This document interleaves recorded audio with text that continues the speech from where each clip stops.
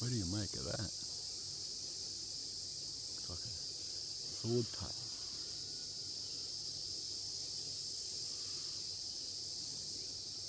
Then you'll see there's that real dark one behind the lighter stuff.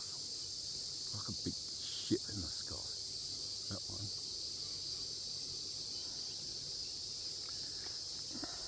And there's some classic cumulus thunderclouds over there, building up.